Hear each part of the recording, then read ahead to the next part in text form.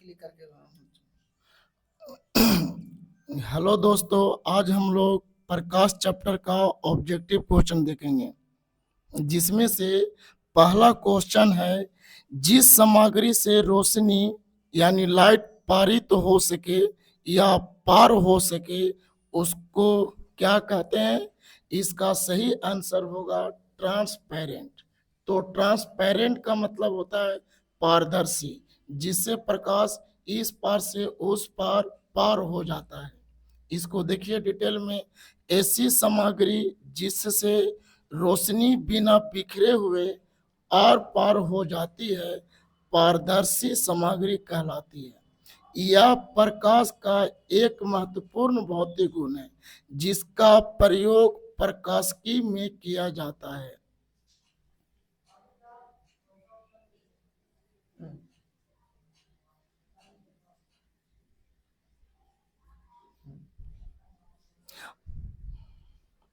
अगला क्वेश्चन है, जिन पदार्थों से होकर वस्तुओं को स्पष्ट रूप से नहीं देखा जा सकता है उसे क्या कहते हैं? पारभासी कहते हैं। ठीक है, तो अब देखिए इसका आंसर क्या होगा। जिन पदार्थों से होकर वस्तुओं को स्पष्ट रूप से नहीं देखा जा सकता है उसे पारभासी पदार्थ कहते हैं। पारभासी पदार्थ निम्न है: चिकना कागज, घिसा कागज आदि। पारदर्शी की बात करेंगे तो जिन पदार्थों से होकर वस्तुओं को स्पष्ट रूप से देखा जा सकता है उन्हें पारदर्शी पदार्थ कहते हैं, जैसे कांच, जल, वायु आदि।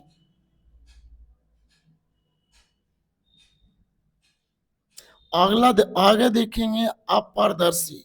तो अपारदर्शी में होता है कि वैसे पदार्थ जिनमें से होकर आप वस्तुओं के आर पार नहीं देखा जा सकता है उन्हें अपारदर्शी पदार्थ कहते हैं, जैसे पेपर, धातुएं, लकड़ी आदि।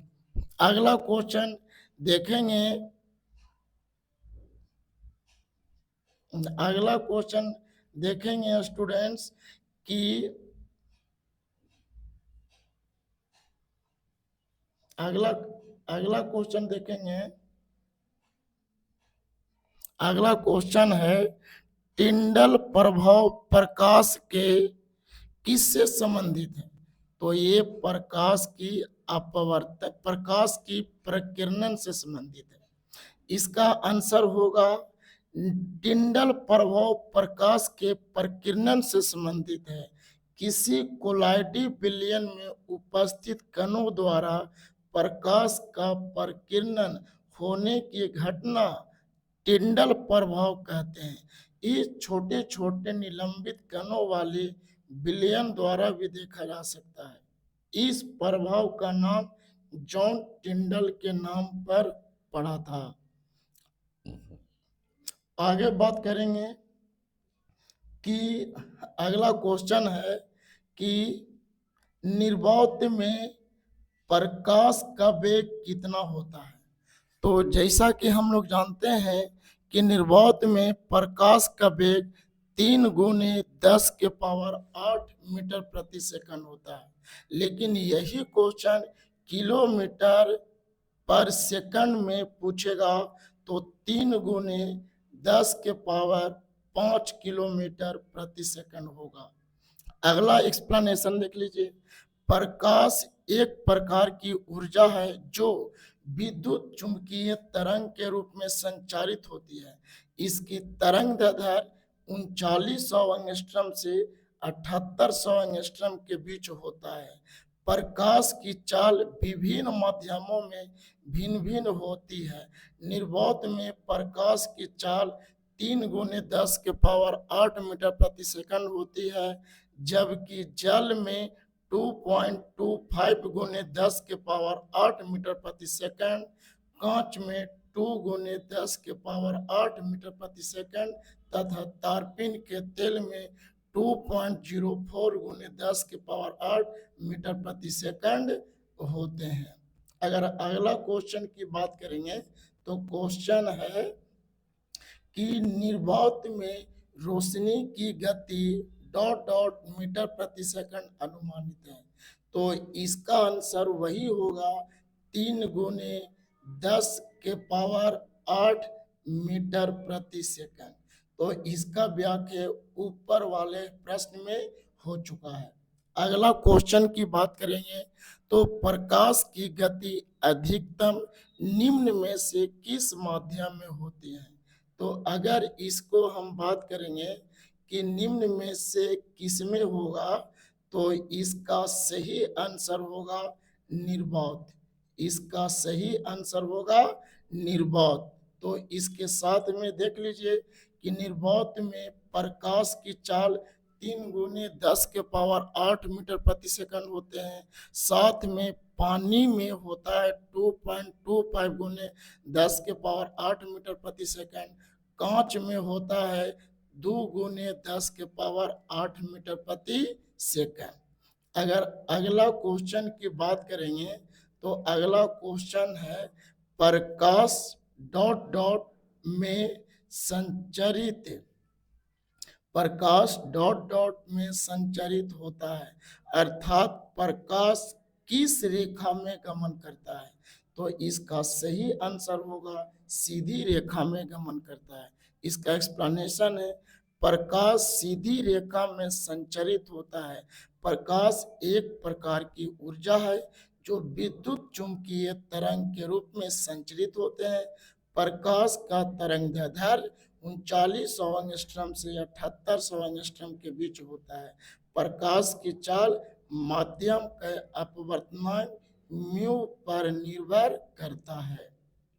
अगला क्वेश्चन की बात करेंगे तो अगला क्वेश्चन जब प्रकाश डॉट डॉट वस्तुएं प्रकाश के मार्ग में आती है तो छाया बनती है। तो यहाँ पे आंसर आएगा ऑप्शन बी, यानी अपारदर्शी। यानी अपारदर्शी के कंडीशन में क्या बनेगा, छाया बनेगा। अगर इसका डिटेल एक्सप्लेनेशन की बात करेंगे तो यहाँ पे दिया हुआ है कि जब प्रकाश के पथ में कोई अपारदर्शी वस्तु आ जाती है तो छाया बनती है। ऐसे पदार्थ जिनमें से होकर वस्तुओं को आर पार नहीं देखा जा सकता उन्हें अपारदर्शी वस्तु कहते हैं, जैसे पेपर, धातुएं, लकड़ी इत्यादि। अगर अगर अगला क्वेश्चन की बात करेंगे तो अगला क्वेश्चन आएगा कि प्रकाश का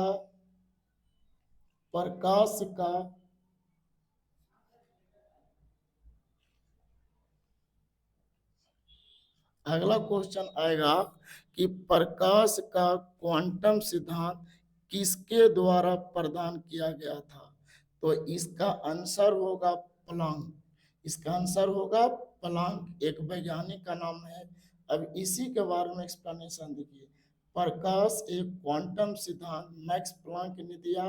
एक क्वांटम की ऊर्जा EH म्यू द्वारा दी जाती है, जहाँ H क्या है, प्लैंक नियतांक है, यानी प्लैंक कांस्टेंट है, और V जो है आपतित प्रकाश की आवृत्ति है। एक क्वांटम की ऊर्जा hc/λ है। अगला क्वेश्चन की बात करेंगे तो अगला क्वेश्चन है प्रकाश एक अनुप्रस्थ ट्रांसवर्स तरंग है, साबित करती हुई एकमात्र घटना कौन सी है। तो इसका सही आंसर ऑप्शन डी, ध्रुवीकरण, पोलराइजेशन होगा। इसका एक्सप्लेनेशन है प्रकाश में ध्रुवीकरण की घटना सिद्ध करती है कि प्रकाश तरंगे अनुप्रस्थ तरंग होती है।